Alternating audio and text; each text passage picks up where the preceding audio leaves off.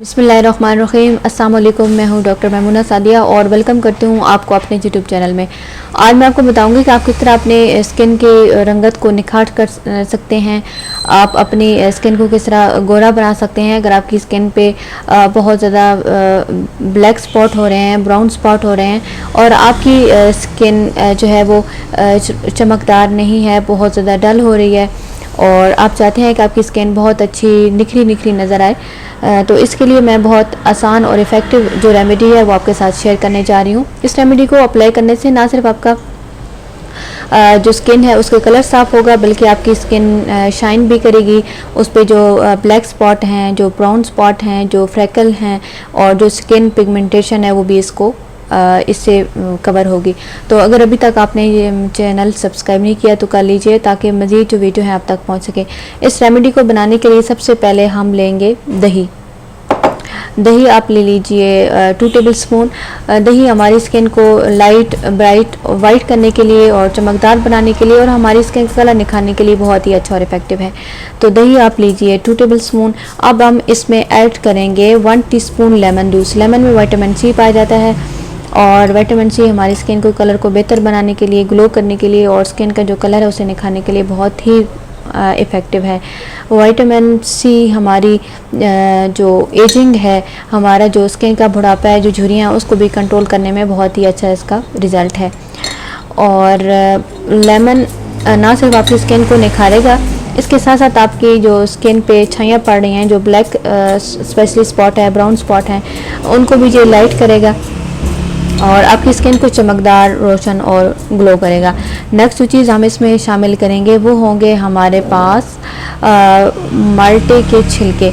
माल्टों के छिलकों का मैंने पाउडर बना लिया है और इसे आप पाउडर फॉर्म में इस्तेमाल कीजिए।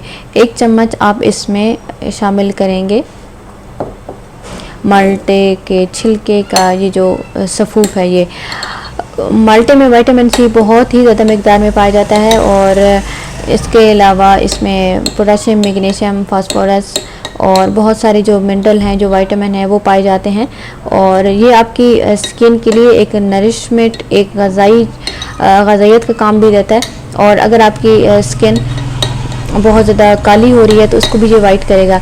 इसके अलावा वो लोग जो बहुत ज़्यादा बाहर धूप पे फिरते हैं और धूप की वजह से उनकी स्किन पे कालापन आ रहा है, धूप की वजह से उनकी स्किन पे छाइयाँ पड़ रही हैं, पिगमेंटेशन बन रहे हैं और धूप में जाने की वजह से उनकी जो फेस है उस पर ब्लैक स्पॉट और ब्राउन स्पॉट आ गए हैं, तो जो दही है ये भी इसके लिए बहुत मौसर है, स्पेशली उन लोगों के लिए जिनकी स्किन सूरज की रोशनी की वजह से डिस्टर्ब हो गई है।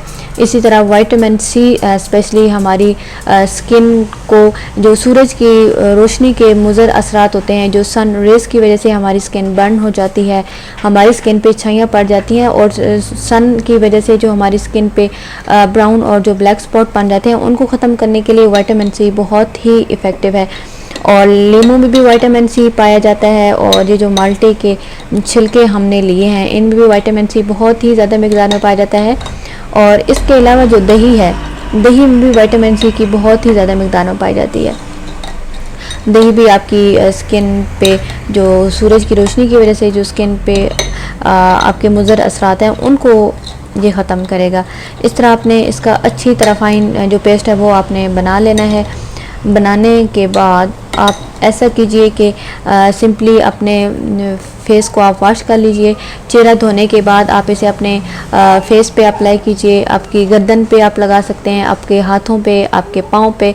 इसके अलावा कुछ लोगों की बाजू जो होते हैं उनमें भी ब्राउन स्पॉट बनना शुरू हो जाते हैं, तो वो अपने बाजू पे भी ये लगा सकते हैं। आपके ब्राउन स्पॉट आपकी लेग्स पे भी हो सकते हैं। तो जहाँ जहाँ पे आपको लगे कि आपकी स्किन जो है वो काली हो रही है और स्किन आपकी ख़राब हो रही है तो वहाँ पे आप इस पेस्ट को लगा सकते हैं।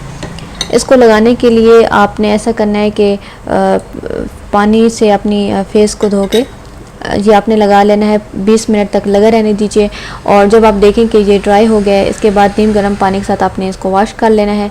ये आपकी स्किन के कलर को बहुत ही फेयर और अच्छा कर देगा। और आज की ये वीडियो आपको कैसी लगी मुझे कमेंट्स में ज़रूर बताइएगा और नेक्स्ट वीडियो में मज़ीद किसी अच्छी रेमेडी को लेके आपकी खिदमत में हाजिर होंगे। तब तक के लिए अल्लाह हाफ़िज़।